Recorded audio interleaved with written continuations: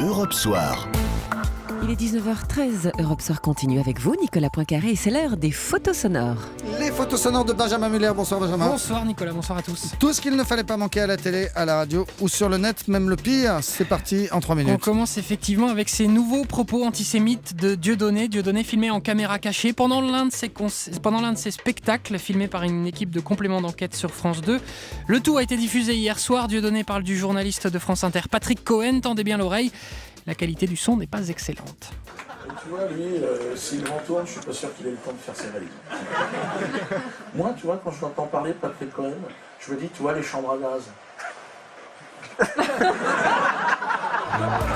Voilà, moi, quand j'entends parler Patrick Cohen, je me dis, tu vois, les chambres à gaz, 3 petits points, dommage, Dieudonné donc. Vladimir Poutine a gracié Mikhail Khodorkovsky, d'où cette question.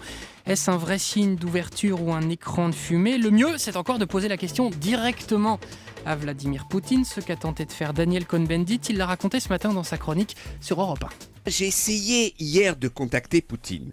Sur son répondeur, je lui ai laissé le message suivant. Vladimir, encore un effort. Dans un État démocratique, la presse est libre. L'opposition peut s'exprimer comme elle le veut. Les homosexuels et les lesbiennes s'aimer comme ils le veulent. Bref, brûle ton costume de tsar tout-puissant. Et l'histoire ne dit pas si Poutine a rappelé Dany. Le chef d'entreprise Charles Becbédé devait être numéro 2 sur la liste UMP pour les municipales dans le 8e arrondissement de Paris. Allez savoir pourquoi NKM lui a finalement préféré un autre candidat, ce qui a rendu Becbédé assez colère, comme il dit. Il décrit les charmes de la politique sur Canal+. Non, mais il y a eu une combine politicarde, c'est pour ça que j'étais un petit peu colère. Je pense pas que ce soit le clivage Fillon-Copé qui a tranché dans cette bataille, c'est plus la vieille garde, le clan des politicards parisiens contre la nouvelle génération. C'est coup de poignard sur coup de poignard. C'est un peu House of Cards, en effet. J'ai été dans le 8e comme un bon soldat, et puis ensuite je me suis fait dégommer, donc je ne suis pas content. Allez, on en vient à ce bon petit règlement de compte médiatique. Comme on les aime, c'est Thierry Ardisson qui s'en est pris à la mi-journée à l'ancien patron des programmes de France 2, Philippe Villamidjana. Attaque en règle, là aussi, sur Canal+. Je suis tombé sur ce type qui s'appelle Villamidjana, à qui aucun journaliste français n'a réglé son compte.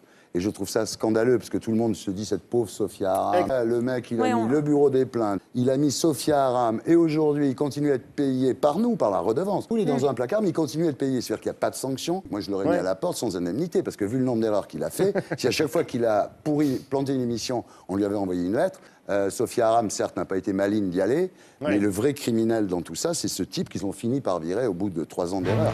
Voilà, Ardisson qui règle ses comptes. Et enfin, Guy Bedos, qui était à la mi-journée, invité de Wendy Bouchard. Wendy, comme chaque jour, a lu des messages venant de Twitter, dont celui-ci, destiné à l'humoriste, qui a dû apprécier.